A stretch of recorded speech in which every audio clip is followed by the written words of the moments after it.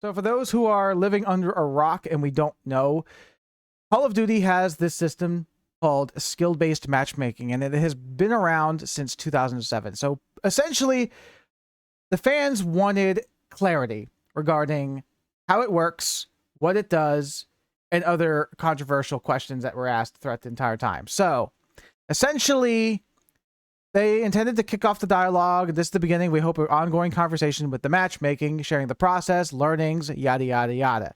So people were expecting all of the answers to be revealed, but I'll get to my Reddit post later on about this. So yeah, they talk about the matchmaking overview. So number one priority is connection. Ping is king. Now, people took that out of context. Back when Vonderhaar said it in 2015, 2016, they thought Vonderhaar said, oh, they removed the matchmaking. Oh, ping is king. No. Connection is the priority in the matchmaking system. He's not saying that the matchmaking algorithm was removed or reduced. People have this tendency to believe that the higher your skill level, the worse your connection is. Ultimately, that is not true. People's connection determines everything. Some people have Wi-Fi that they use from a neighbor's house, thinking that's the best internet in the world. Other people don't even know what their connection actually is. They never performed any kind of, speed tests or anything like that. And people also complain about their internet being terrible, despite the fact that they are located outside of the USA. And then they think, oh, I'm in Europe, so there's a lot of people there. Are the people in Europe playing Call of Duty? Because there are more people playing Call of Duty in America probably than any other country in the world, and that's a fact.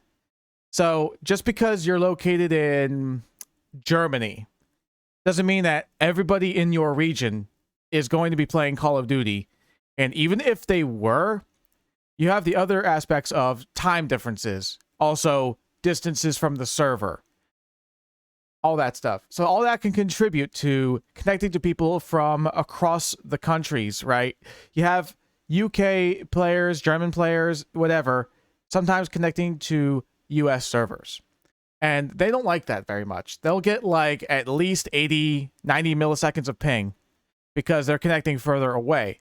And the reason is because the matchmaking just can't match people enough within your region. So it has to form a match for you so that you could actually play.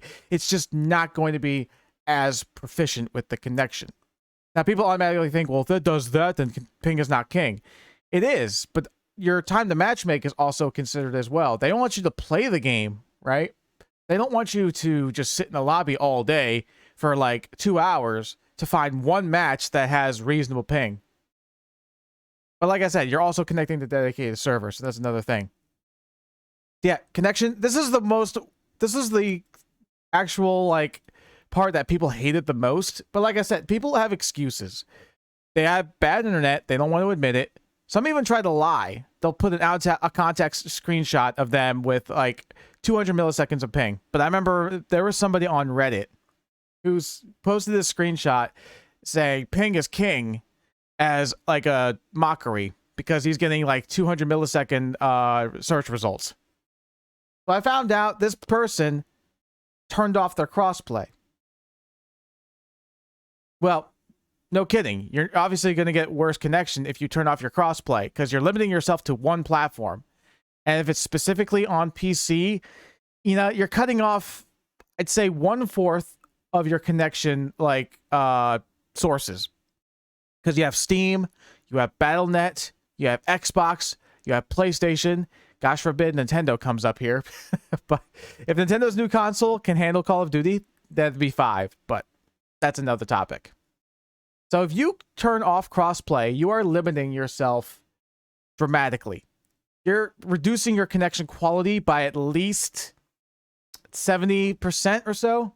So don't do that. And then you have other people saying that they have terrible connection, but they don't realize that they were shadow banned. Of course, yeah. If you're shadow banned, that's another factor. Then you got, like I said, lack of crossplay, region. Those are determining factors of your connection. If you want a solution to connection quality issues, two possible solutions. First is worldwide internet becomes so advanced universally everywhere that you could be in Australia and connect to American servers and still be within single or double digit ping very easily, right? But that's not going to happen for probably decades. Who knows? The other option, if it's possible, I'm no expert here, is for Activision to go out and say, hey, look, we invested way more money into the servers, and these servers are now going to universally improve your connection by connecting to other players with the lowest ping possible. So that way, no matter where you are, no matter what your connection is, if you connect to our servers, your connection is going to be essentially perfected to the point where I could play with somebody across the world and there'd be no difference. It'd be like playing a match with somebody who's only like 5 miles away, when in reality, they're like 5,000 miles away. That's the only solutions you could think of. But like I said, these are not going to come anytime soon. Maybe someday, possibly. So, time to match.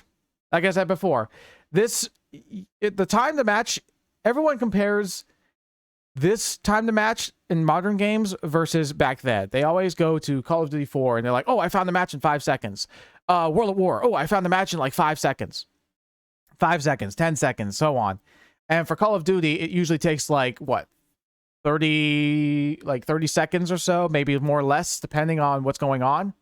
Well, that's because there's more factors in the matchmaking process. I'm no expert, but like I said, they have to consider more things within the algorithm itself. It's most likely not only did they get the math better in terms of the processing, but they also have to consider other things as well. Like all the way down here, they have to add things like input devices, platforms, voice chat, skill and performance. Well, that's always been a thing, but it's not the most prioritized feature. Recent maps and modes, playlist diversity. You got all of these extra things being added to the matchmaking process, so that obviously will delay it. Other delays include, like I said before, your region, your connection, and so on and so forth. Even your NAT type. For those who don't know, NAT type, or NAT. Let me look it up real quick. NAT type. So if you look it up here, this is an Xbox example, but this affects everything. So if you have an open NAT type, you can connect it to everybody else, regardless of their NAT type. But if you have, say, a strict one, you can't connect to other people as often. So this is going to obviously impact who you match with and how long your matchmaking is going to be. Possibly connection as well, depending, like I said. But very hard to change the NAT type in MW3. There is a way. You have to research what kind of router you have, and once that you can establish the details, you would have to port forward. Port forward is kind of a tedious matter where you go into your router settings, and then once you do that, you put in certain numbers and follow directions, and then you can open your NAT type. So I've been doing that for a long while, so I know how to do it. There are videos, there are plenty of tutorial videos that teach you how to do it. But anyway, so yeah, time to match. Like I said, the matchmaking got beefier in terms of the algorithmic process. All of these extra things like skill performance, playlist diversity, input device, that's the reason why your matchmaking takes a little longer. But seriously, people, like 10, 15 seconds longer is no biggie. Especially when I have this problem where every time a match ends, I have to go through my custom classes and change things. You keep yourself busy to the point where it's like the time to search for a match is going to be a lot quicker. Ranked play is a different issue because ranked play focuses a bit more on skill, I'm guessing. So that way you can have an even more fair matchup because it's a more competitive playlist. So, yeah, playlist diversity, recent maps and modes, skill performance. Now, skill never overrides your connection. Never overrides it. This was confirmed many years ago, actually. Here, let me pull this up here in this tab. For those who don't know, this fireside chat was posted back in 2015, January 17th, right? And they specifically tell you, let me zoom it in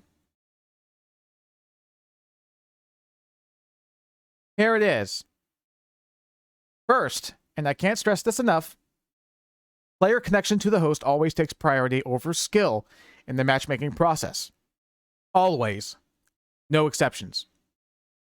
Fast connection to the match hosted on our global dedicated service is the most important component of our matchmaking system. And yes, to a lesser extent, skill is a component of the matchmaking, right? So this is posted by one of the former developers named Michael Condrey, right? He and Glenn Schofield were the lead developers for Advanced Warfare.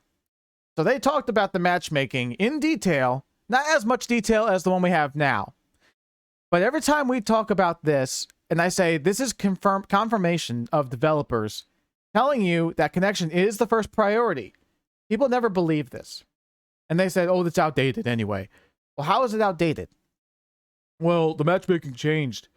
It's like, I'm going to read the chat here real quick. But we were having an issue getting each other connected, and we had to go into options to load legacy options so we could all party up. I was the one that could match with both Well, how far away were they from you? And what was their internet quality type? Because that's the thing. You have to figure those things out. You have to always ask those questions. Because sometimes, like when people tell you about their connection woes, they never give you context about what their connection type is like or their location and so on and so forth. There are people even trying to ruin their connections by using VPNs. So VPNs, and they use something called NetDuma routers. Those NetDuma routers will ruin your connection. I've seen many people who are using those routers complain about their internet so much. Either they don't know how to use it, or the router itself is just not viable for anything, even though they think it is. But anyway, so what was I talking about? Yeah, the matchmaking. Like I said, people thought this was outdated, and they're like, well, it's because this is from 2015, you know, like, it's outdated and stuff like that. We weren't far. I went through the support program. Ultimately, we had to do is load MW settings, and we got everybody in. Okay. But like I said, like I said, for me, it works normally. You just invite somebody, and there you go. Or you just join in progress. But everyone's like, oh, well, MW19, they changed the matchmaking because the matchmaking changed in MW19. I'm like, how do you... Well, first of all, how do you know it changed? Based on actual developer confirmation. 2 weeks addressing the issue. How long ago exactly? Because I know in the beginning, zombies had some issues with MW3. Like crashing and all that stuff. There's still crashing issues, but... You know, it's mostly been remedied. I don't encounter it that often, but it will happen. But that's a different topic. So I ask people like, okay, what do you know, developer or confirmation-wise, that the MW19 matchmaking changed? They don't know. They just assume based on feelings. It's always, well, it's like, well, we feel it. You know, it feels stronger. Like, that's not scientific. That's not actual evidence. It's just feelings. It's just anecdotal evidence, as they call it, right? So, probably 3 months ago. Yeah, like I said, sometimes the servers will have issues, but it's nothing to do with matchmaking. So anyway, so I go into this. So this top topic here. Why did MW19 feel like it changed? Let's say it did. What is some actual reasoning why it changed? And it's not because the skill-based matchmaking got turned up. They wouldn't just turn it up just to see what would happen, right? If they were experimenting with tuning the matchmaking, they would let us know later on, which was addressed later here. I'll show you. So one of the questions they asked, community questions, they were talking about, here it is.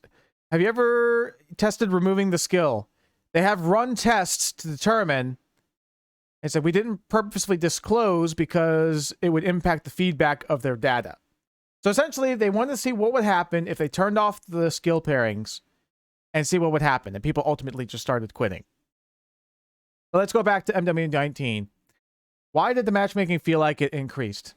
And nobody ever thinks of this. This is like one of the only channels where you're gonna have somebody explain why the matchmaking feels stronger. And the 2 major reasons why: crossplay. and free maps. Let me explain this further. Before Modern Warfare 2019, we had map segregation, right? Map segregation and platform segregation. That lowered the available player pool that you could connect to. So if you're on Xbox or PlayStation, you probably wouldn't be as affected compared to PC. Because you go to PC, let's go to Steam charts really quickly. Steam charts, Call of Duty, what was the last Steam game on Call of Duty? That was World War II, right? Okay, World War II, Steam charts. Go back to when the game first released. So in November 2017, the PC population had 20,000. This is average players, by the way. Peak players on the right, we're not doing that. So, and then it dropped by half the next month. And it just kept getting lower and lower and lower. These are the kind of numbers you would see when a console Call of Duty has been past its yearly life cycle. Around here is like a year. And then the following months, it's like 2 or 3 years, right? And it's the game is essentially almost dead. Except when it goes on sale. So when you have a low population to connect to just like this, the matchmaking is not going to prioritize skill. As you can see here, skill and performance is pretty low. Connection, time to match, playlist diversity, recent maps, skill, performance. Or, no, this is number 3. Right? If the connection is going to suffer because of the low player pool you're connecting to, it will put the skill / performance matchmaking algorithm further away. It'll start getting smaller and smaller and prioritizing connection more and more. So if you play older Call of Duty games and people wonder why they're easier, that's the reason. Not many people are playing the older games as much as the newer ones. So when you're having a lesser player pool to connect to, you're going to see wider skill variances. You're going to see people either way better than you, or people, most of the time, people are just going to be like almost complete bots. And that's why some people go back. I even did this as well. I go back to like Vanguard or Black Ops Cold War. Sometimes, yeah, matches can be sweaty. Other times, it's like, do these people know how to push buttons? Like I see somebody camping in one corner every single time they spawn. They just go right to the same exact corner. They're predictable. Like these are the kind of people I'm connecting to. And I mentioned, so without crossplay, like I said, that's the biggest factor. Then you have map segregation. So back in before Modern Warfare 2019, we had to pay for our maps. Season passes were the easiest and cheapest way to get all of the content. But for those who didn't have it, their connection to everybody else was going to be limited. Like, I'd say if I had to guess, maybe 50, 60+% of the community actually bought all of the maps, or at least some of them. So the other 40% of people who did not purchase the maps, they're not going to connect to people as often with the maps. You go in, you search for a game, you don't have any of the map packs, you're only going to connect to people who own the maps that you have. And if you don't have any, it's going to lower your player population that you're going to be able to connect to. This will ultimately make your matches a little easier because connection is still going to be prioritized. But even then, there's going to be a small degree where your connection quality is going to be slightly reduced because the available player pool is, once again, a little smaller, more constricted. And the third thing I have to actually mention, and this is what gets people riled up as well, is quick play. Right? Quick play didn't exist until MW 2019. People think, well, quick play, your matches, your lobbies disband? Oh, that's because of the skill-based matchmaking, because they say they changed something. That's incorrect. Quick play was introduced in Modern Warfare 2019 as a way of improving search times. Because before that, lobbies never disbanded. So think about this analogy. Think about a well, and you've got multiple buckets to fill with water. The bucket that you have in your hand, you put it into the well. The well indicates the water of the people trying to search for a match. So you take a bucket, you scoop it up, and you pour it into another one. Now you formed a lobby. You do it again. You formed a lobby. Formed a lobby. But since these lobbies are not disbanding, the water is not going to return to the well. So by the time you filled up like 10 buckets of water, the well water is almost gone. Okay, so now you have to have more, you have to spend more time trying to figure out where things go.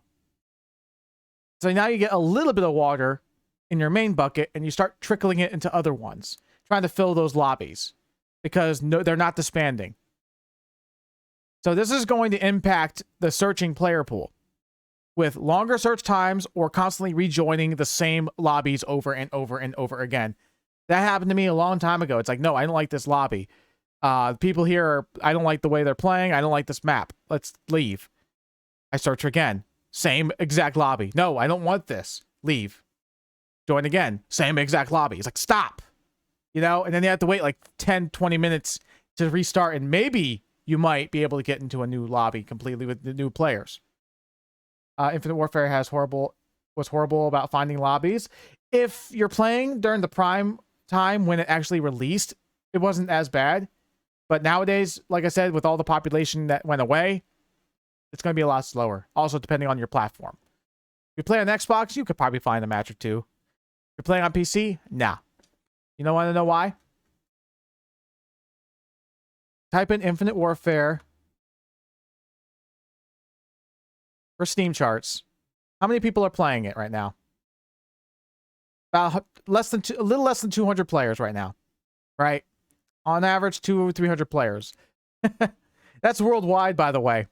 And that's not including people playing zombies, and that's not including people who own the maps or not. So, yeah. Anyway.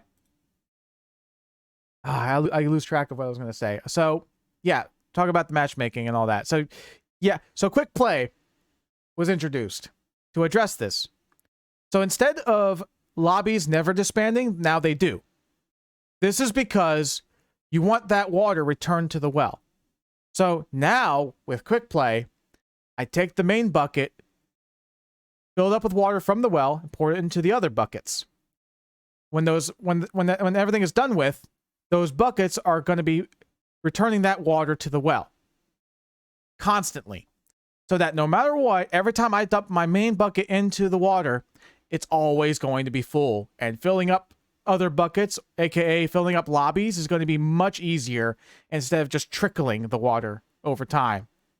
So you're not often going to connect to the same lobby over and over again. That lobby will eventually end, and everybody goes back to the searching player pool, and they start over.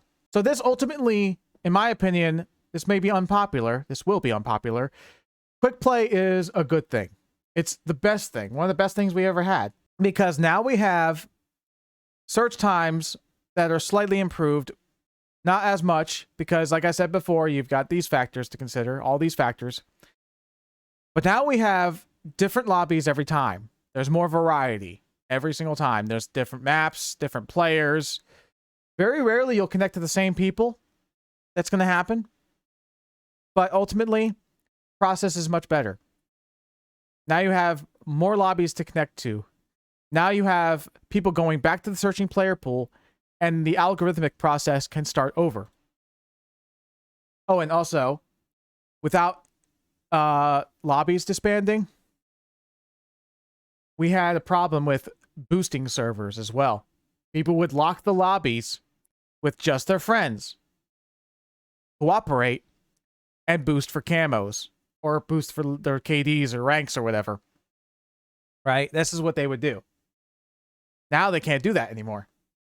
Even if all friends were somehow in a lobby, the lobby will ultimately end, and they can't do it anymore. I connect to the same peeps all the time. Yeah, like I said, I'm not doubting that it will happen. It's just not as often or frequent compared to games before Modern Warfare 2019. So once again, like I said before, quick play is not because of skill-based matchmaking. It's because it's just a new way. It's just a new form of matchmaking. And also, I like the ability to create my own mosh pits. Creating my own mosh pit, like saying, like, I can't just keep playing TDM over and over and then have to forcibly back out with my party and end up losing some people in the process to reinvite them and then search for a new match. Now I could say, I want to play team deathmatch, domination, hardpoint, control, search and destroy, gun game. I could select all of those and have the matchmaking randomly put me in those playlists. In one match, it'll be team deathmatch. Okay, cool. Then hardpoint. Okay, cool. Then hardpoint again. All right. Then domination. Okay. Then search and destroy. It's constantly changing without having to back out, without having to lose my party members. That's great. I love it. So, Luxor, how you doing? My guess is because of quick play. Players blame it for not always playing TDM, and it always changes modes. So you won't have a lot of players sticking to just TDM like past games. Yeah. Some people also brought up the argument that, well, what if I just select TDM? Why can't I just stay in the lobby since I only selected one mode?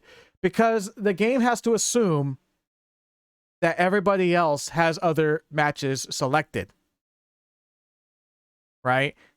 And going back to the whole bucket thing, if you have everybody that only selected team deathmatch staying in the same lobby, that's less people being returned to the player pool, and that will ultimately ruin the quick play functionality.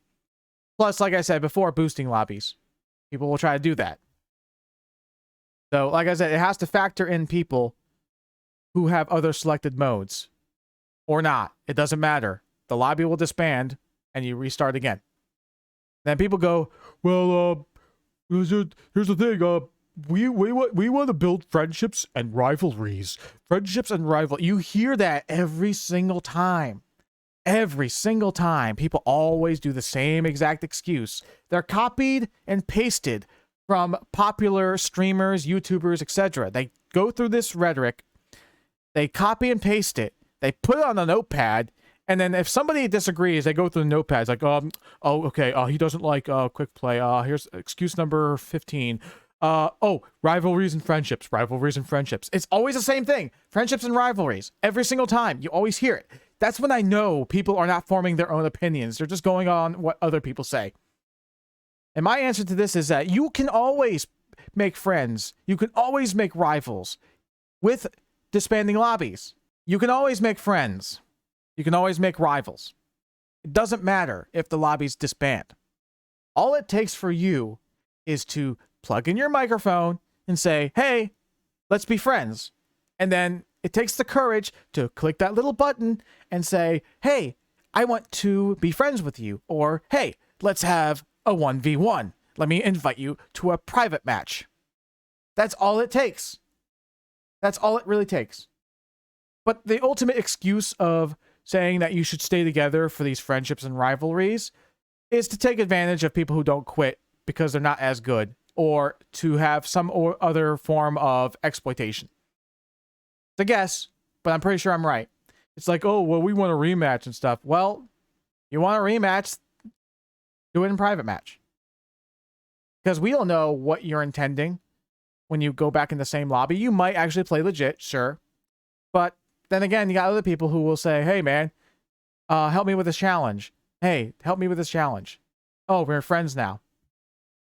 But like I said, the whole friendships and rivalries thing, not enough. Not enough of a good logic to actually keep lobbies together. Now, you could have playlists where they can experiment, where lobbies don't disband, but it'd be like a temporary mode and stuff. I just don't want to sweat all the time. I just want to have fun, play casually. Yeah, I know.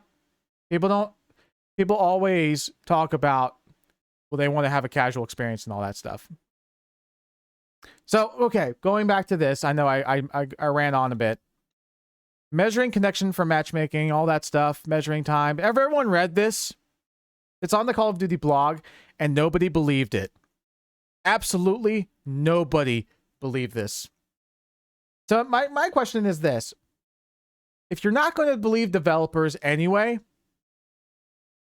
why are you asking them to talk about the matchmaking? If you're not going to listen, why are they talking about it? Why are you wasting their time?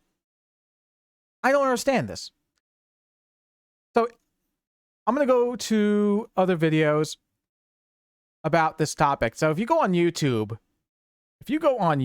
my gosh, like there are people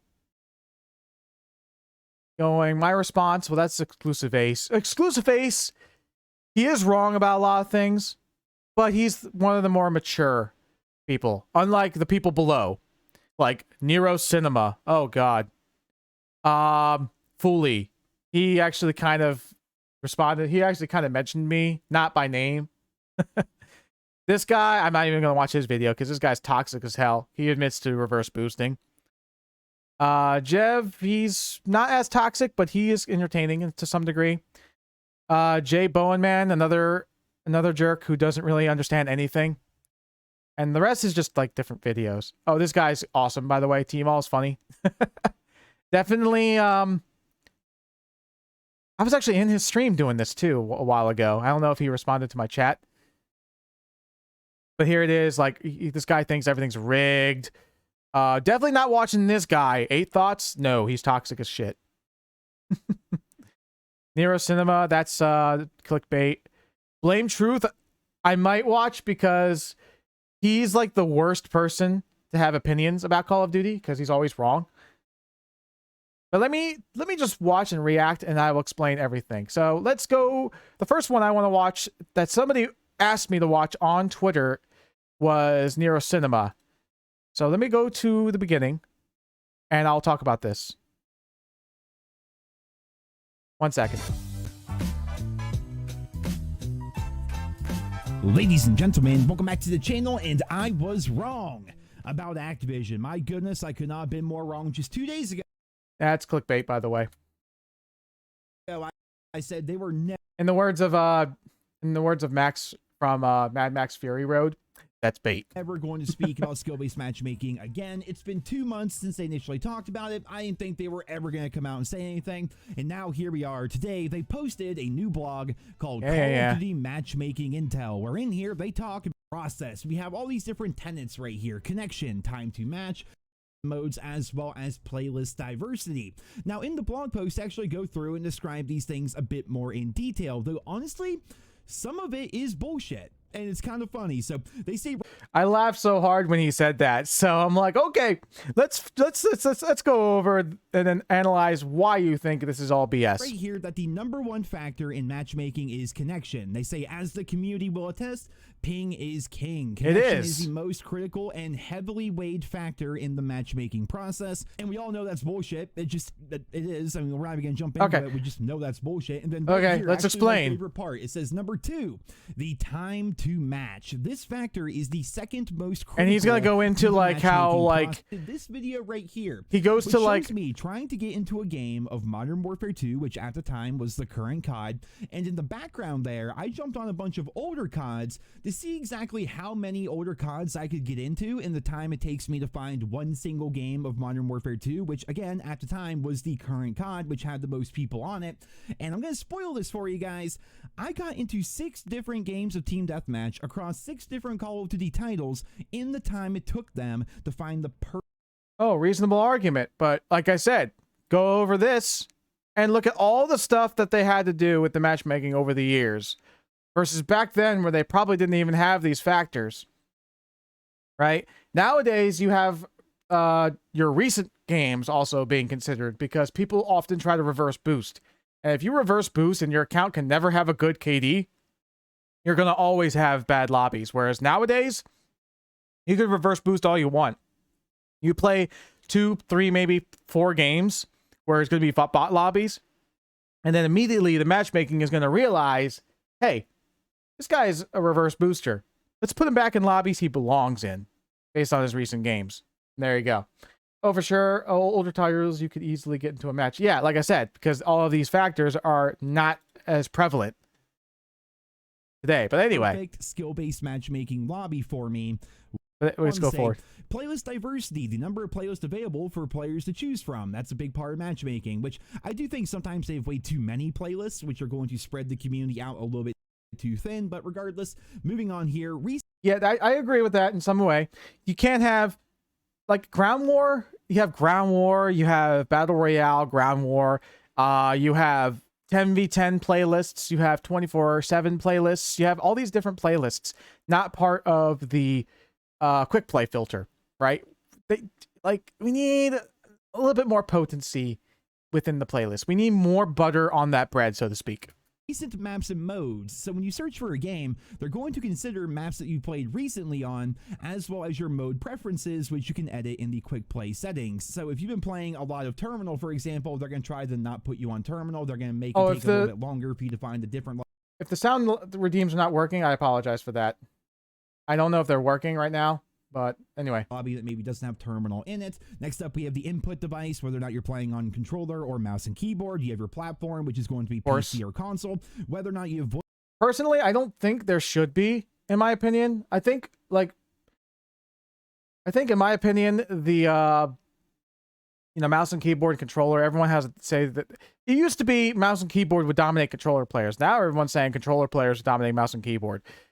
Ultimately, the matchmaking should determine your true skill and just match it by that, regardless of your input. But I don't know. It's a preference, I guess. Some people have. I don't know. But anyway. Voice chat enabled or disabled, which is interesting. I don't really think that would be part of matchmaking. But apparently, if your voice chat is enabled, they're going to try to get you in lobbies with other people that also like to talk. I don't agree with that either. Like, why would voice chat determine anything with your matchmaking? Like, why? I don't know. But then the final part here, the part we're all interested in hearing about, skill/performance. This is used to give our players, a global community with a wide skill range, the opportunity to have an impact in every match. There you guys have it. So those are going to be all the tenets of the multiplayer matchmaking itself. In here, they go through talking about measuring time for matchmaking, measuring the connection for matchmaking. Basically, they say they try to put you to the closest server near you, and they have netcode. This guy has a constant packet burst issues. Now, is it because... Go back real quick. But everyone has reasonable connection except for this one guy. Right? That's what possibly could be causing it. But like I said, this is not because of skill-based matchmaking for the packet burst. That's just server issues in general. That's separate. Matchmaking. But even then, like I said, we don't know what kind of routers people have. Like, for all we know, Nero could be using a VPN or could be using NetDuma. He might not be using these. I don't know. Itself. In here, they go through talking about measuring time for matchmaking, measuring the connection for matchmaking. Basically, they say they try to put... Let's go forward a little bit. Measuring skill for matchmaking. I'm just going to read this verbatim here. While skill is one of several factors in Call of Duty multiplayer matchmaking, we know the community wants more information. And yes, it has been around since Call of Duty 4. And people automatically try to discredit it because of one other former developer with an emoji of a cow and a piece of poop, basically saying bullshit. You got two other developers countering his claim. Plus, we don't know if that developer specifically worked on the algorithm. We don't even know how long he's been with Call of Duty, right? He may not even been in the Call of Duty team since the beginning. He probably could join around maybe 2010, 2012. And the people who designed the algorithm are in a completely different sector. So how is he to weigh in on what is BS when he never even worked on that part of the system, right? He developed Infinite Warfare, helped develop Infinite Warfare Zombies.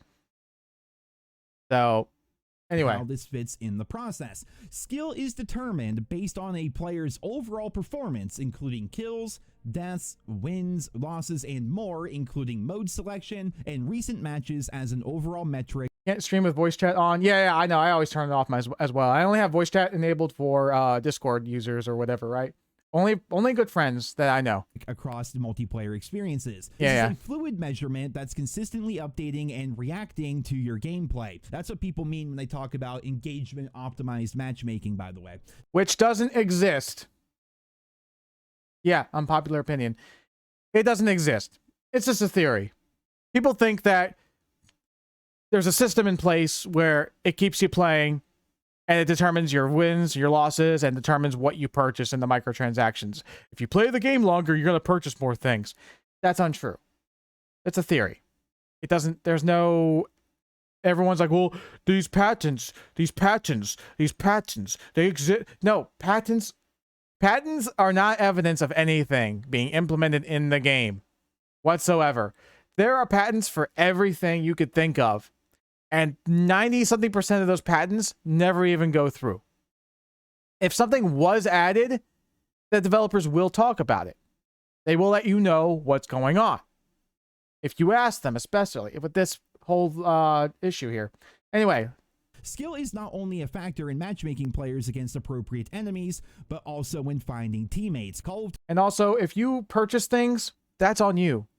They're cosmetic only. They're not going to affect anything. You decide to purchase it if you think it looks cool. Okay, that's your choice. That's not engagement optimized matchmaking. That's just you spending money. Call of Duty has historically considered player performance among other factors as part of our matchmaking process. Our work in this area dates back to as early as Call of Duty 4 Modern Warfare back in 2007. Now, I can speak on this in particular. We realized that there was some... You know he's going to mention how the matchmaking felt different prior to Modern Warfare 2019. You know he's going to say it. Let me see if I'm right. Something off about the matchmaking even back in the glory days of COD 4. Yep. How many of you remember this? I know we used to do it all the time, where we would get bored of being 10th prestige, or we'd want to make a new account and see how high our KD could get. We got some new Microsoft points or whatever, you know, let's make a whole new Xbox account, or maybe we got a free month included in one of our games or something like that. So we would make a new account, see how high we can get our KD or whatever. But whenever you or your buddy had a new account, that person was always going to host the lobby, because if you had that brand new account hosting the lobby, they would throw you into matches of COD 4 with other people that are all like non-prestige, like level 20, level 30, level 40, and whatever. Essentially, that was probably the first form of reverse boosting back. That's incorrect. The matchmaking factors everybody in the party equally. If you have a low skill player being the host, it's not going to put other 2 KD players in that party with the other player's 0.3 skill level. They're not going to put 2 KD players with 0.3s. The developers are smarter than that. They know what you're doing. This doesn't work. Back in the day, whenever you had a fresh this is anecdotal evidence. You had a fresh account. Just because they say it's true doesn't mean it is. If you hosted the lobby, this was never the case. Your team was all 10th prestiges with great stats. As long as the new account was hosting, you could search for a match and usually get incredibly easy lobbies as far back as 2007. No, that's not true. Now going back to the blog post here, it says skill is... People even admitted this doesn't work. They admitted this doesn't work. They've tried. It doesn't work. Implemented across the video game industry, and we recognize that continuous refinement is required to deliver the best possible experience for our players. Yeah, refinement. Of course, it's always going to happen. There's always going to be new ways people can try to exploit the matchmaking. They got to adapt to it.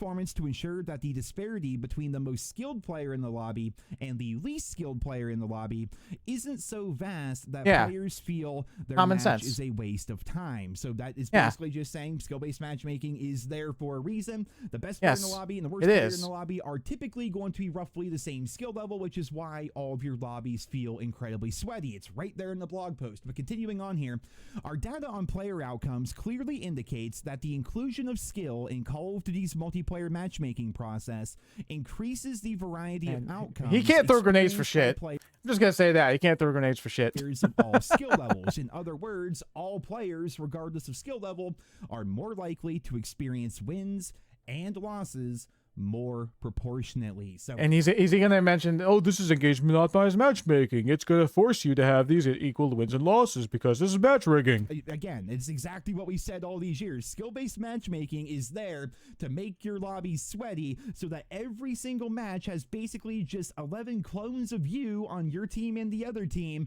and the outcome... I wish I had teammates that were clones of me because we'd be winning every single objective match. But the Call of Duty is a game of competition. That's what you're supposed to do. You're supposed to compete. Not this, like, fantasy land where everyone bows to you. No, it's competition. Well, casual ranked are different. You know, you got to have the skill pairings for ranked and not for casual. First of all, it's called public matches. Public matches is basically ranked with no restrictions. Every match needs to be fair, regardless of what you think. Public and ranked are basically identical. The only difference is that ranked has more restrictions. I hate when people call it casual. Public is not casual. Public is just regular, competitive Call of Duty with no restrictions. Ranked is essentially the same thing, but with teams of 4 and more restrictions. That's it. It's just a different game mode altogether. It's not casual public matches should be easy mode and ranked should be hard mode. No. No. Just stop right there. If I put effort into my game, I shouldn't be told to always play ranked because that's where I belong. No. I hate ranked. I don't like ranked. I don't touch it. I rarely touch it. I touched it one time and I got a high rank with it, and then I never touched it again. Let me play public matches with my friends. I don't care if I sweat. I like sweating. I don't care what people think. I'm going to sweat in my matches because I enjoy it. Don't tell me how to play my own game on legitimate terms. Don't tell me to stay in ranked just because I'm kicking your ass. It's not going to happen.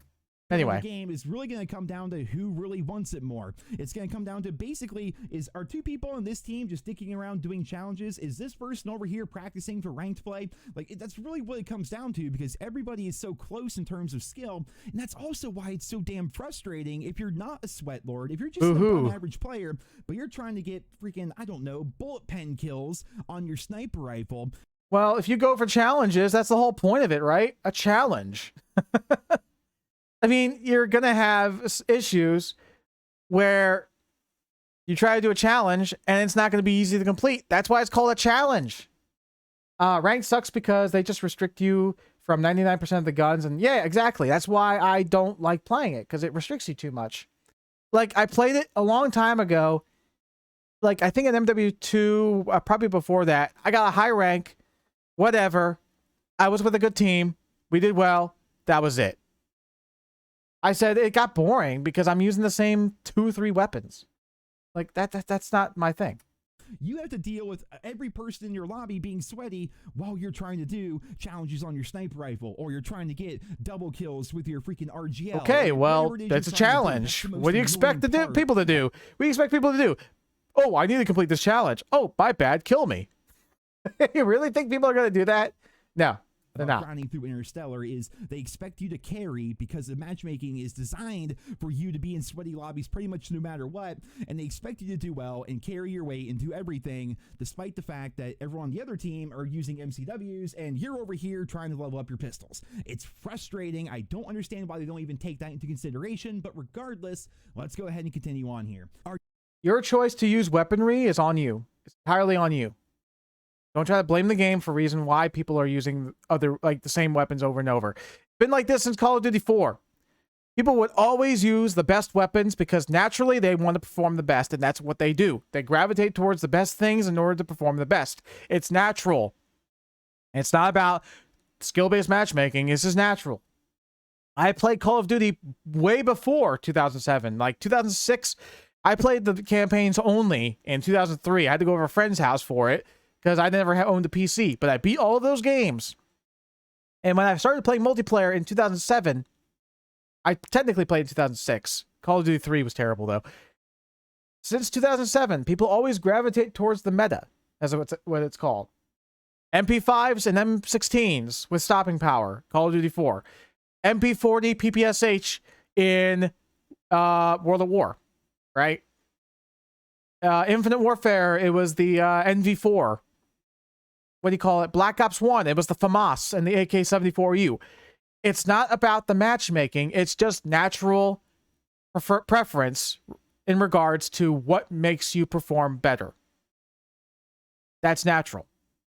Our data shows that when lower skill players are consistently on the losing end, they are likely to quit matches in progress or stop playing altogether. This has an effect on the player pool. A smaller player pool means wait times for matches increase and connections may not be as strong as they should be. Yeah, that's exactly, because like we'll be in the lobby and then people constantly quit because it might be an unpopular map. So you're about to start, then 5 people leave. You're about to start again, 5 people leave. Yeah, it's going to happen. But ultimately, if you want a solution, don't release bad maps. Off topic a little bit. Classic MW2 maps were all terrible, except one. That was Favela and maybe Underpass, right? Those were like most of the rest of the maps are extremely mid or just terrible, especially Wasteland. Nobody wants to play on Wasteland.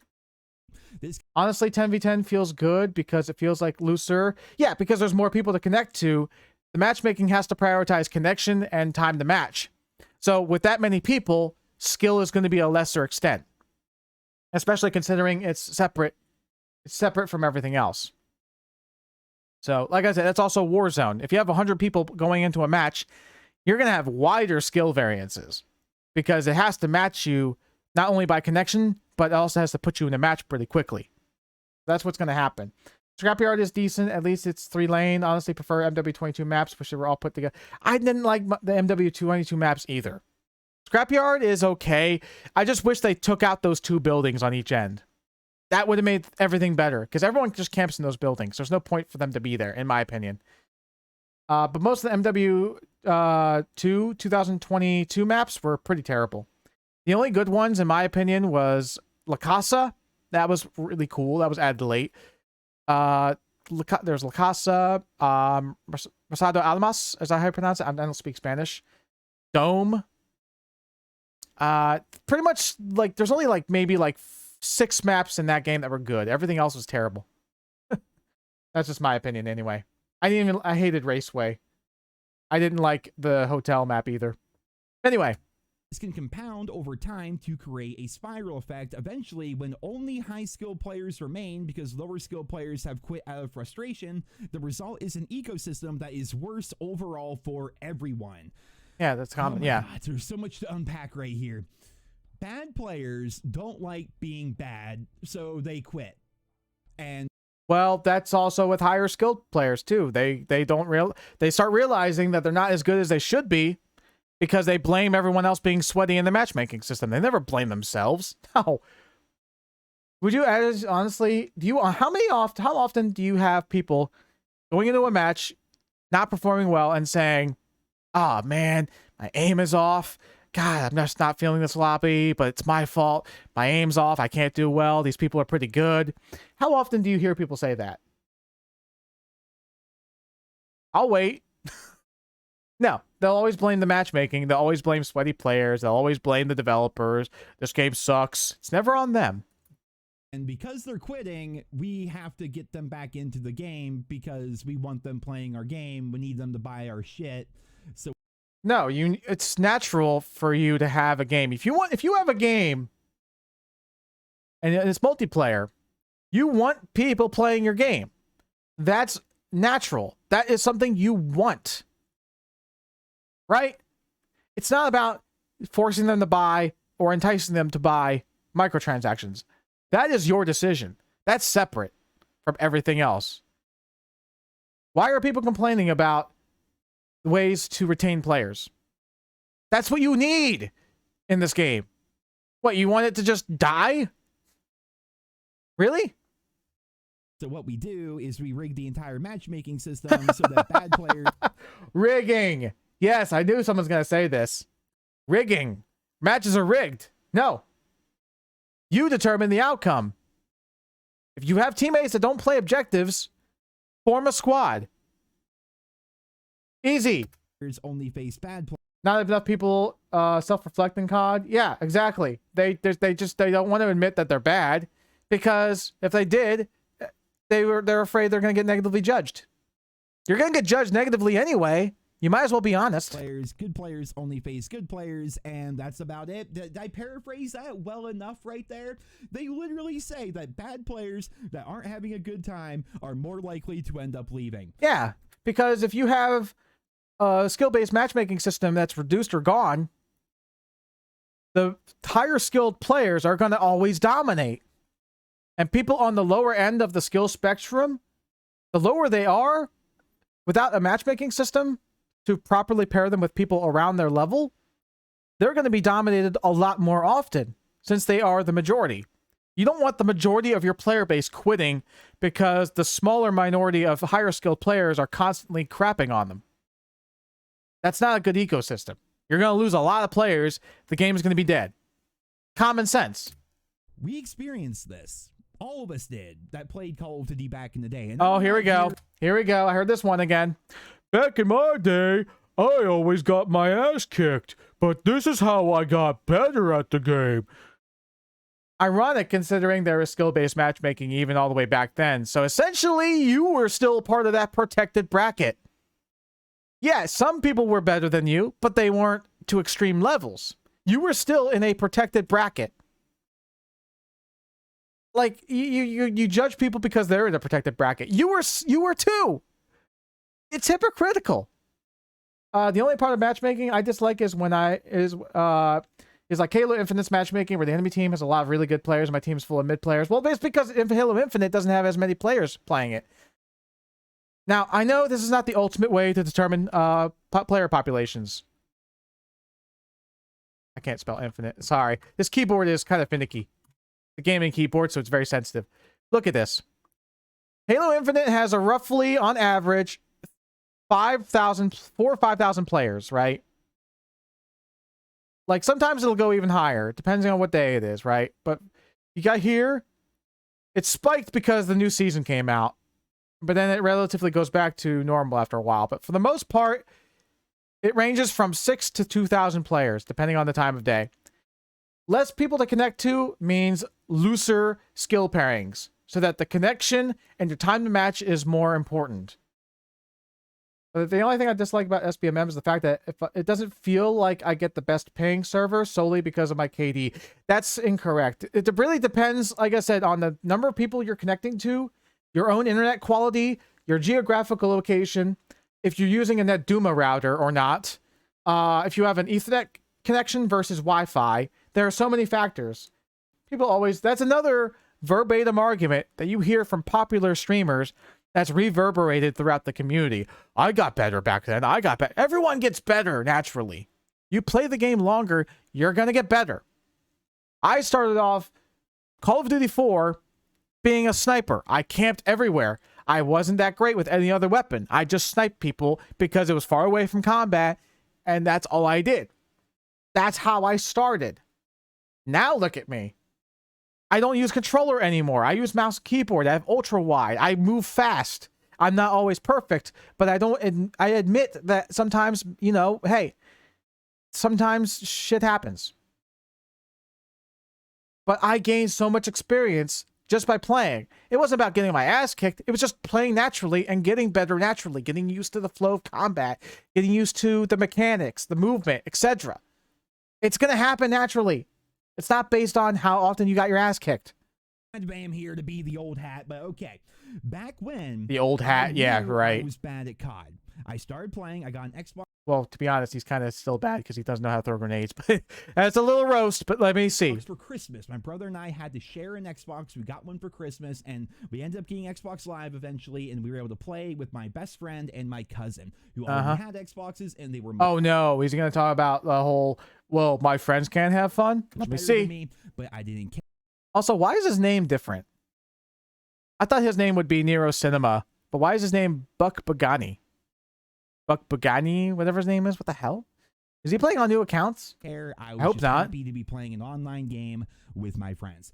Over time, however, I got better at COD because I wanted to get better at COD. Okay. How many times I told the story? Call of Duty 4, my first ever COD. I remember specifically at one point. But this matchmaking system is not going to help me improve. Watch. At a .77 Watch. KD. Or he's going to say I'm getting punished for playing. And I could not get that KD any higher. In fact, most of my friends had a negative KD in COD. Most YouTubers don't have your username set to the... Yeah, I know. I can understand. But like I said, sometimes I think people just create new accounts because they just want to take advantage of certain things. They want to have a noob account and the regular account. Like a noob account's for fun, regular account's for sweaty, whatever. Personally, I just stick with one account. 4. It was like our first online shooter game. But that being said, yeah, his name is SB Nero in this one. Every day I would check the leaderboard. He's got new accounts. Maybe my cousin went up 0.01 in his KD. I'm like, shit, he must have had a bunch of good matches here. I want to get better. I want to get better. Whenever we play together, you're kind of competing to see who can get the most score, who can get the most captures in a game of domination, who can get the most kills, who can get the least amount of deaths, who could have the biggest impact on the game. Knowing we were bad and not having the game completely catering to us made the game even more enjoyable. It was catering to you because the algorithm was out back then. You were still within the protected bracket. Maybe not as potently because of the player population back then not being as high compared to nowadays, but you were still in that protected bracket, dude. And it was fun to watch yourself progress as a player and get better as but for the rest of it, it's natural. As you learned more about the maps, as you learned how to play certain game modes, how the spawns were working, once you got more of a grasp on the game, you could see... No, it's not an old video. This video was made 2 days ago. Yourself getting better, and that felt wonderful. Players don't have that anymore. This gameplay might be old, maybe, or it could be new. We don't know. With the matchmaking system as it currently is right now, if you're a bad player and you're going to quit because you're bad at the game, then suddenly you're only going to face people who are also shitty, and you're never going to get better because what you do in those shitty lobbies is not actually going to make you better at the game. So the solution is to have higher skilled players enter those lobbies and shit on them even more? Huh?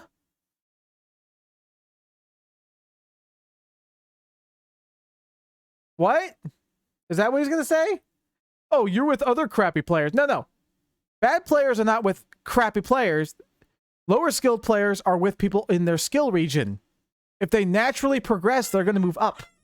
You're just going to basically be playing baby's first Call of Duty the entire time. And you're so what? Let people play their own game. Who cares? Never going to get better. You're never Who going to get a cares? sense of progression. Why do you care? Why do you care about how people play their game legitimately? If a bad player is paired up with other bad players in their own brackets, who cares? Why do you put so much emphasis on suggesting they need to get better? Who are you to decide that? Are you going to teach them? Go and invite them to a private match and teach them choke routes, you know, different weapons to use, different varieties, the way you should move. Teach them. Because ultimately, it's all about wanting to go into their lobbies just to shit on them and saying this is how you improve. No, it's not about improving them. It's about a selfish desire to have a casual Call of Duty by shitting on the bad players more often. That's all it is. Stop telling me you care, because you don't. And guess what? You're going to... Not saying the viewers. I'm saying this guy in general. Like, people who have this mentality of saying, well, I got better, so they need to get better too. Who cares how they play their game legitimately? If they're bad and they go up against other bad players, let them be. You stick to you. Only you. Eventually end up quitting anyway because you could not take the time and effort to actually learn the game. I actually enjoy teaching Warzone players what they did wrong. There actually are coaches that will teach you various ways to play the game. I've seen a video on that. Some guy actually hired a $200 coach to judge him, and he said he knew everything. He knew everything, right? But then you got other coaches who are like $20 and they don't know anything. But that's another topic entirely. 100 TV, yes, exactly. 100 TV. Anyway, wanted the game to learn itself for you. And I can't even blame those players because the matchmaking system is setting them up to fail. They don't even know that they're in these lower skill bracket lobbies. They don't even know that they're struggling with the game. Yeah, especially Nero back in the day, huh? They don't know. They have no clue. So maybe ignorance is bliss here. I'm not entirely sure, but I don't know about you guys, but I would not want to play a game where the game was actively insulting my intelligence by saying, no, you... Well, you can't exactly insult intelligence when there wasn't any to begin with. I'm sorry. Really suck. And so we're going to put you in these like... I don't really like Nero, and I'll explain why later. Little first grader lobbies. And we're going to put you in like the little special ed classes pretty much of COD as compared to just throwing you into the general matchmaking pool, which is what we had back in the day. And in that matchmaking pool, you saw people from every aspect of the entire spectrum. You know what I mean? You had like the really good players. You had like the dads just getting off work with the kids screaming. Oh, here we go. Oh, I just got off my work shift. I just want to relax after work. I work 10-hour shifts, and I still sweat, and I enjoy it.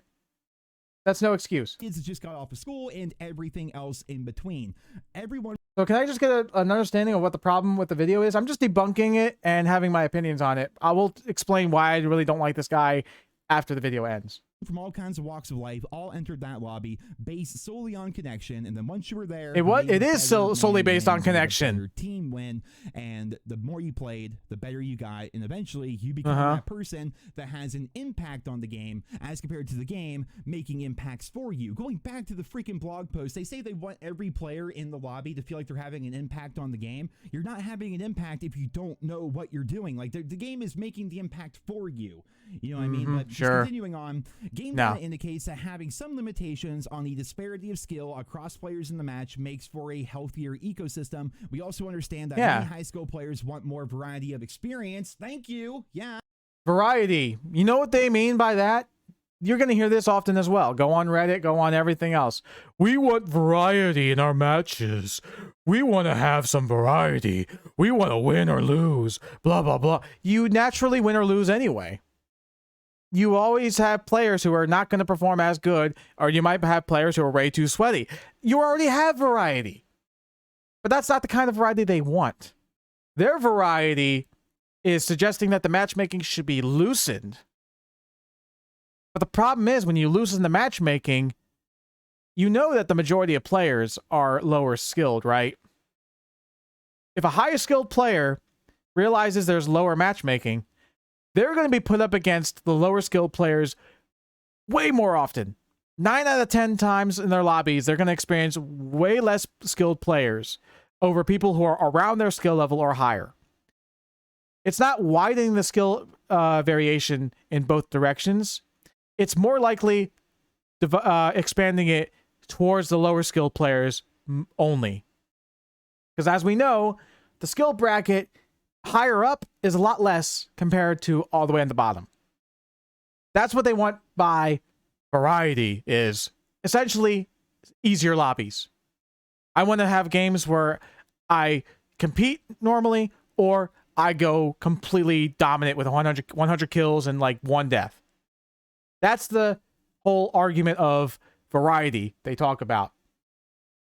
The variety that we have right now that's reasonable, equal wins and losses, sometimes bad players in your team, sometimes not. That's not going to cut it for them. They just want easier lobbies, essentially. That's all it comes down to. That's exactly the problem here, but often feel like they only get the, quote, sweatiest of lobbies. We've heard that feedback clearly, and we'll continue to you're playing competition. Explore ways to mitigate this concern. Yeah, skill-based matchmaking is a good thing. Without revamping the entire system. We just read, like, verbatim there from the blog post that they make the matches sweaty intentionally because they want the highest skill player in the lobby and the lowest skill player in the lobby to be about the same level. So if that's always going to be the case, then how are you going to eliminate the feeling that all of your lobbies are sweaty? And more importantly, how are you going to eliminate the feeling that every match basically feels the same? You have to sadly go, okay, I'll see you later, BitHandle. Thanks for coming by. Yeah, have a good day, though. I'll let you know when we can play some zombies. Or multiplayer. Or both. Like, I don't have a lot of the same problems in multiplayer as everyone else on Reddit loves to complain about it. Like I said, Reddit is just a bad place to go on when it comes to feedback, because everybody on there is just a troll. It's almost equivalent to 4chan. Just about. You know, because people don't really have brain power to discuss certain topics, especially in a mature fashion. Granted, I get a little toxic too, sure. But at least my knowledge is reinforced with actual intelligence here. Good luck on the rest of the stream. Yeah, thank you. Lots of useful information, although people will try to ignore it. Don't worry. Have a good day, though. Thank you for coming by. Not really a lot of variety when you play COD, despite the fact that we have like 150 some odd guns here in Modern Warfare 3. I see about 2 of them, give or take, you know. Skins are actually a bit more variety. I see people running around with a bunch of different skins, but in terms of the guns, like every time I die, I can just say in my head what gun it was, and I look up at the little kill feed indicator or whatever in the top right to show you how many. Like I said before, natural instinct to go with the best weapons. It's been around since forever, dude. Come on, man. Yep, there it is. I was getting hit by an MCW. And if you played Call of Duty 4 back in the day, you would know this. That's about it. Like, those are like the 3 guns you end up ever seeing. How are they ever going to fix the match feeling that every match is the same, that all of your lobbies feel Or the other way of the Marine Corps is not just always oorah, it's always yut or and if you're cold, it's burr. Sweaty, when right there in the blog post they told us that they intentionally make things this way because the poor bad players, they're gonna quit if they're not having fun. They should be able just to hop on, not even know what the map is, not even know the gun, and just start dropping AC-130s. That's what they want to do, but they can't. So we have to put them in a little baby bracket over here. Like this guy's being like, this guy's being, he can't throw grenades for shit, but he's gonna he's gonna judge bad players being in their own lobbies. Like, come on, dude. In lobbies over here, and then everyone's gonna suffer as a result. It's frustrating, man. It is very, very frustrating. In the blog post here, they also frustrating that he can't shit on the bad players. They're gonna be talking about ranked play matchmaking as well as Warzone matchmaking in the future, but they also went through and answered some questions from the community, which I think is actually pretty interesting. So here we see, does Call of Duty consider player engagement, as in time played, as a factor in matchmaking? Where they say, we do not consider how often or how much you play when determining matchmaking. So there you guys have it. It does not matter if you play like all day every day or if you play it's just natural. Apparently that is not part of the matchmaking algorithm, because some guy who played 400 hours with a 0.2 KD is not going to obviously be the same as somebody playing 10 hours with a 2 KD. You know, it's not going to happen. Does the Call of Duty matchmaking process impact any in-game elements such as hit registration, player visibility, aim assist? Oh no, I'm afraid what he's going to say. Our matchmaking process does not impact gameplay elements. That's what they're saying. I've heard a lot of people say like skill-based aim assist, skill-based damage, and stuff like that. Sometimes players aren't as because they always direct you to patents. There's a patent about this. There's a patent about this. One of them was not even for Call of Duty. One of them was just for Skylanders. Yeah. Visible. They're claiming no. Next up, we have, does spending money on a patent for skill-based damage is a real thing? Yeah, people will try to spread that misinformation because it's content. Because, no, I'm being a little toxic here, but the general population for Call of Duty is not exactly smart.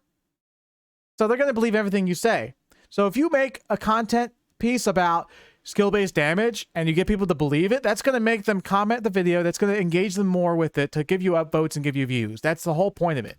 Call of Duty content such as bundles, battle pass, or black cell change how players are matched. They say money does not in any way, shape, or form factor into matchmaking. It doesn't. Weren't there patents a couple years ago? No. See, I told you.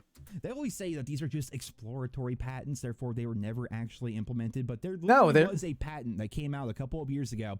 Where, I think, probably for Skylanders? Players, something like that. Somebody that bought something expensive from the shop, the patent said that those people would be put into what they consider to be easier lobbies so that they can dominate those lobbies with the things that they purchase, and then the people in the lobby will see that really cool skin. Or that like I said, if this was obvious, it would be tested and there would be official confirmation of this, but it hasn't been implemented in the game.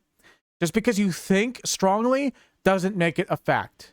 Print and think to themselves, if I bought that, I'd probably be as good as that person. I can't believe the amount of stupid ass dudes on Reddit. Yeah, it's saying how none of them acknowledge it's just their fault sometimes. I have a 2 KD, and yet I still experience these skill-based patents, and I don't know how people think these exist. I have yet to experience these skill-based patents. Yeah, like I said, there's no proof of it. There's no proof. People think, well, anecdotal evidence counts. No, it doesn't. You need solid proof through developer confirmation that this is true. It's not. And I can dominate lobbies. That was a patent, which apparently was only exploratory, and maybe it was being used in things outside of. But he's not directly saying it exists, but he's hinting that it does. Just by the way he sounds. Because it was filed by Activision, but Activision does have many more games than just COD. You know, regardless, they say money has no factor into matchmaking. Yeah, because it doesn't. About that one. Because it doesn't. Here's a big one. Does Call of Duty use bots in multiplayer matchmaking? No, they don't. And the Call of Duty team says War mode, Call yes. of Duty multiplayer does not use bots as part of the general matchmaking process. If this changes in the future, we will inform the community. So think about that, ladies and gentlemen. Bots may be coming to COD in the future. We had to leave. Well, no, he is wrong. There are bots in the Call of Duty multiplayer. Look at the gameplay.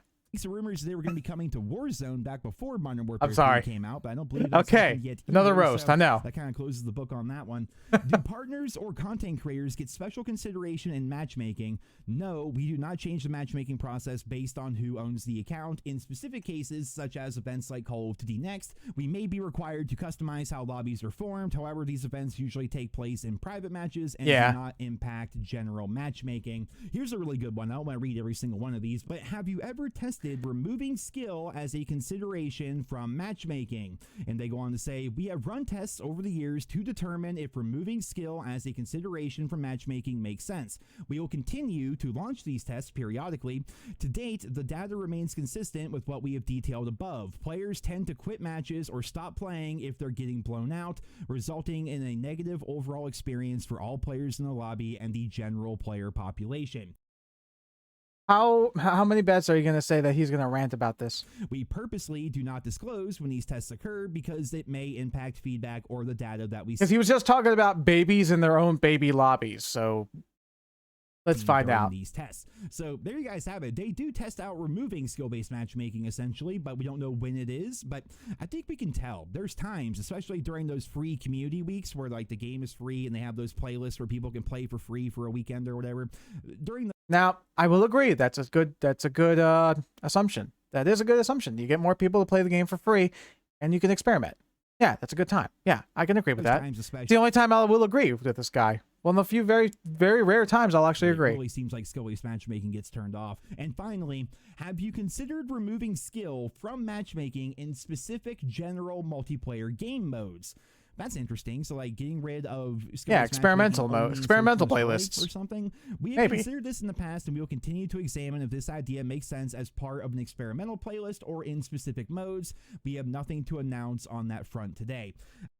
There have been definitely modes where I feel like SBMM was lowered significantly, like in War. Yeah, because there's more people to consider.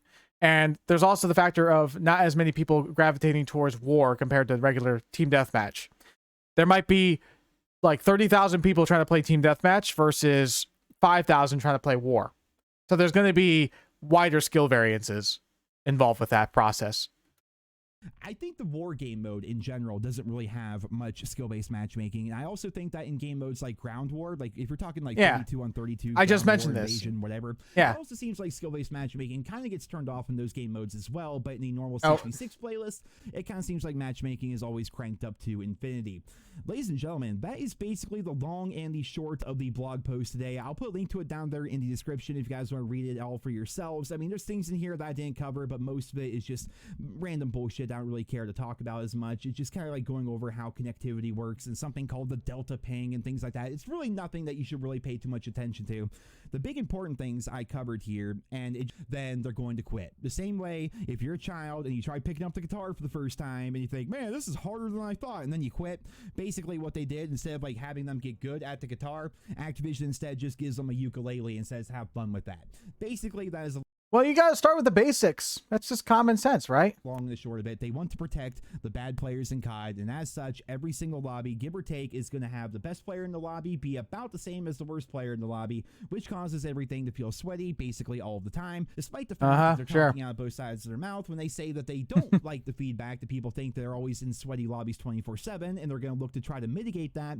Well, how are you going to mitigate it? Because you just told us that that was basically the entire crux of your entire matchmaking system, is making sure every lobby is so focused on skill that nothing else really matters. Connection always matters. They just said it. Just because you don't believe it doesn't make it not true. But no, the fairness in the matchmaking is the priority here. Fairness in the matchmaking. That's always going to be a major factor. That's what gets people to keep playing in the game.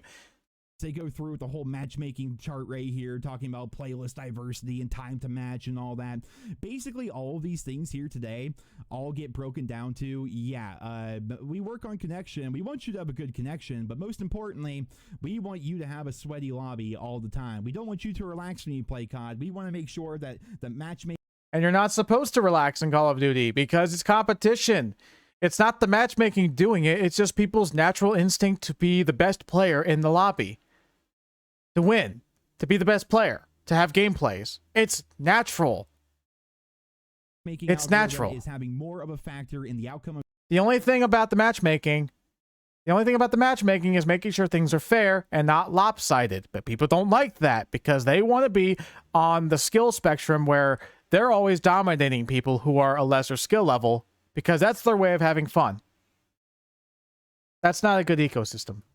Of your game than your own input as a player, despite the fact in the blog post they want the input of the player to be paramount. Like, again, they're talking out of both sides of their mouth when it comes to so many different aspects of this. It's honestly pretty disgusting to read through. At least at the end of the day, they finally started to talk about it. They finally acknowledged it, and yeah.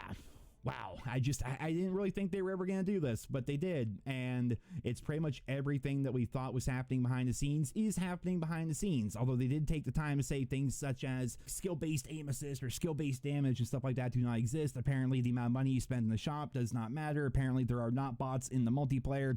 You know, they Except the one we're looking at right now. Talked about some of that stuff, which I will say, I'm happy that they acknowledged so many things here in the blog post. I just wish the news were better, but I suppose it was also a bit naive for me to think that they were ever going to change matchmaking or anything like that. Like, basically all they did here is confirm everything that we already thought about the matchmaking process. And yeah, but like I said, as I said before, if you knew everything and this is not news to you, why did you ask them to talk about it anyway? So I guess I can't be upset. I'm happy they talked about it. I just don't agree with it. I think they contradicted themselves quite often throughout this entire blog post. And they said they're going to be testing out matchmaking and trying to figure out ways to try to make it so your lobbies don't always feel sweaty. But I don't know how they're going to do that if it goes against the entire tenets of how matchmaking is designed in the first place. So we'll see. We shall see, ladies and gentlemen. They'll just have a temporary playlist where it's like, hey, non-sweat mode. Here you go. Play. Go ahead. This will last for like a week. But right now, that's it for this video.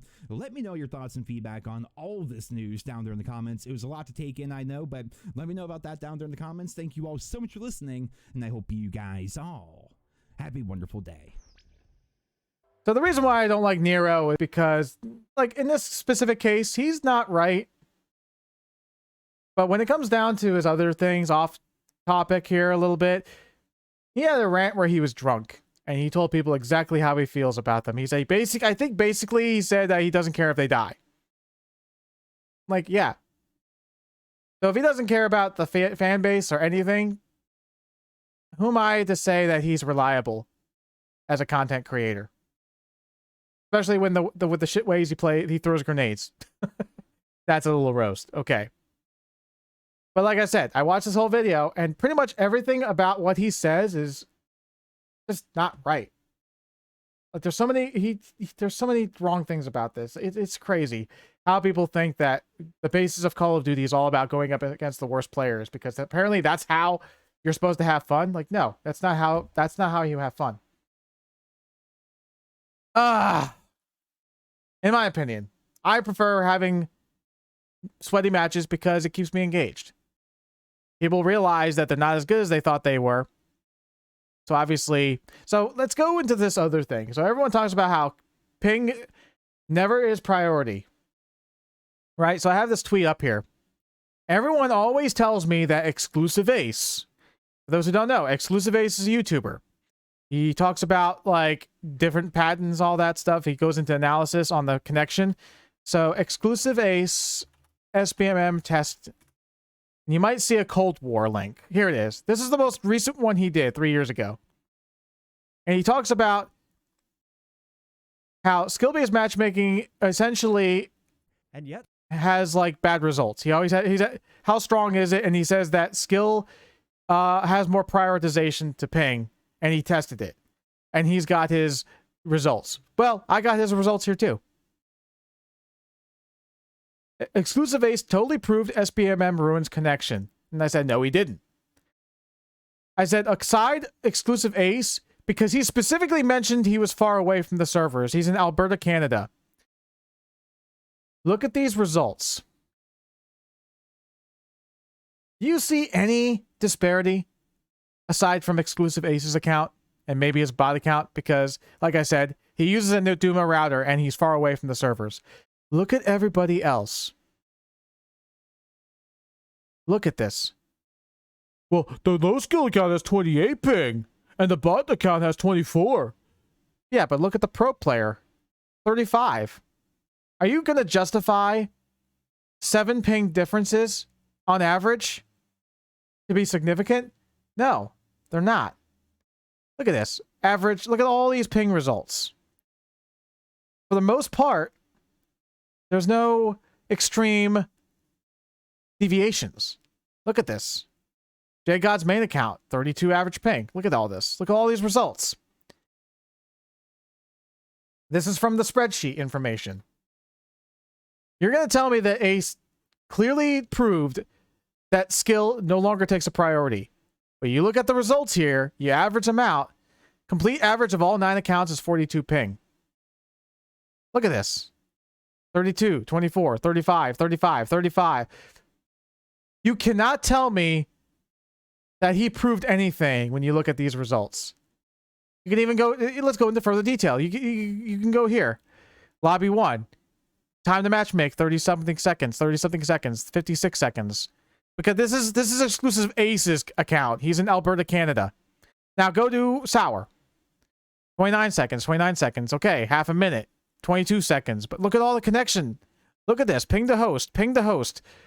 Ping the host. Look at all this. Last 5 games. These are more detailed stats, but if you look right here at the ping the host, that's what I rounded up. Yeah. So if anybody tells me he proved it, I call BS and I support them with facts. Right? So, yeah. But let me watch one more quick video because that one took a long time to analyze. So at least if I make the video, the one guy who responded to me on Twitter asking me to watch it, I will respond with this video. But go back. SBMM. Now it's trying to bury the feedback. Now they're not. See, this guy, like he's 17. I'm not even going to watch this guy because he's going to be toxic as anything. Like watch these videos yourselves, and they're going to say the same exact thing. Let's go into this. Let's skip through it. Everybody, hope you're all having a fantastic day today. The other day, we play, and also we host open lobbies as well. So if you want to actually, yeah, okay. As Call of Duty early as Call of Duty 4 Modern Warfare 2007, skills implemented across the video game industry for our players. Yeah. So basically, in this blog post, they were saying to the community that ever since basically the beginning of time when it comes to when Call of Duty really popped off, there's always been a matchmaking system in this game that is pretty much similar to what they, are going ahead and describing within current day Call of Duty. And Modern Warzone over on Twitter actually went ahead and, snipped this specific segment of the blog and posted it up. And that is where the developer went ahead and responded, as you can see right here, Brian Bright. Yeah, this is the tweet I was talking about. He has a cow with a poop emoji, as in to describe bullshit. Brian Bright. Let me look him up real quick on Twitter. Oh yeah, I'm going to go into that soon. Brian Bright. So who? Okay, let's see who he is. 27-year game developer, project director for Call of Duty, IW Zombies, Extinction, Guitar Hero, Tony Hawk. Project director. He never developed the algorithm. Right? He's not a developer who created the algorithm. And you have to consider other developers, COD developers, COD, SBMM since COD 4. Let's see if these keywords will give me something result. Former COD dev implies Activision was lying. No, that's the more recent. Ex-COD developers suggest explanation from blah, blah, blah. 3 days ago. No, we need one that was older than that. Finally confirms games have had SBMM all along. Treyarch dev confirmed. Okay, here it is. Here they are. Here we go. So, Treyarch developer confirms all previous Call of Duty games had skill-based matchmaking. You might even see the tweet. I don't know if you will. Nah, I don't think so. It was, got his name. Blah, blah, that's a legitimate concern. And terminology, Martin Donlan at Treyarch set a record straight on Twitter recently, correcting the player. It said Call of Duty 4 didn't have skill-based matchmaking. They all had SBMM, Donlan said, even going as far as confirming that he wrote the code for the Black Ops 2 matchmaking. Right? Yeah. I don't know if they'll have the tweet here. No, the tweet no longer exists. Yeah, but he confirmed it. And then you have another article. Call of Duty Dev finally confirms that the games have had SBMM all along. And this was by the name of Josh Menke. Josh Menke? Is that how you pronounce his name? Menke? But anyway, Josh revealed the whole thing. There was like an interview. You have players that will be like, I don't want skill-based matchmaking, but they actually play Valorant and it's fine. One of the biggest complaints about the skill-based matchmaking is while it should be used in ranked modes, public or casual matches have become too difficult, blah, blah, blah. Menke does feel that developers are making one major error with current matchmaking systems, saying that when a game can't find a good match for a player, it just settles for a bad one. But he also suggests that real-time stats on the player base create the best games possible. Like I said, you're not going to have perfect matchmaking because it depends on where you are, your connection quality, etc., etc. 2 developers officially confirmed that the matchmaking had SBMM since Call of Duty 4. Especially these 2 developers who actually were part of the matchmaking algorithm development process.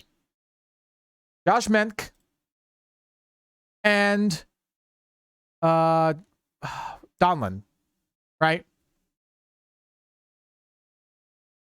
Warzone is really weird on ping, but multiplayer tends to be solid. Warzone, like I said, Warzone has hundreds of players being matched with each other every single time. There's going to be some disparity from time to time with 100 players. You're going to see that more often than you would with lobbies of 12 players, right? So, yeah, that's to be expected. But, yeah. So, with the beautiful comment of saying bull and you know what. I'm not going to say it because I don't want to get demonetized or have anything happen to the video. But you guys can obviously see with your own eyes. And this right here makes me crack up. Again, because, like I said, if they don't believe any developers, they say all developers lie. But if a certain Call of Duty developer disagrees, oh, let's believe him 100%. Like, really? Really, people? Really? Really? But yeah. Decent amount of interesting information within the blog post, and I do have another video discussing some more fine details and, other things I want to go ahead and discuss. But there are also multiple different other segments that just screamed absolute, like Brian Bright said, bull, you know what, boggling. Not even close. Your ping, and maybe, the time to get you into a match. Possibly skill is incorporated, but a very light amount. Because back in the day, there was variety in matches. Yes, there's the variety I told you about. Go ahead and compete. But the amount of variety between game and game was drastically different compared to what you get currently in Call of Duty, where you can almost dictate and, tell exactly what every single game is going to give you. You know the experience. You know what's going to happen. You know the competition and their skill levels. Let's kind of skip a little bit. I don't want to say it should be held back. The variety was there. I mean, variety. You could casually hop on with all. Casually. Now it's turning into one of those games where you have to hop on with a competitive mindset to what we have current date. I'm going to go back to my other. So let me just touch up on one more thing real quick. So on my channel a long time ago, I also made an article about this. Or not article. I made a video about this. So go to my channel. Self-promotion here. Where was it at? Here it is. So I'm not going to play it. I'm just going to go through the chapters and basically explain to you what you're going to hear often from everybody else. Casual game. People want randomized matchmaking. They think ranked play should be the priority if you want to sweat. I talk about player retention, and I said basically if I'm a business, I want people to be playing my game more often. And if I want to make more money, then it's going to be put into other things. Ruins connections, that was disproven. Weaker SBMM in previous games, I mentioned that. Teaching the noobs. Incompatible skills with friends and family. And exploitation equals SBMM bad. Yeah, you watch this video, and it kind of gives you analysis of what I'm just saying right now. Not much has changed, although I do have extra things that come up from time to time here and there that I have to explain further. But, yeah, the argument I keep hearing the most was, it's like, oh, my friends can't have fun. My friends can't have fun in Call of Duty. Okay.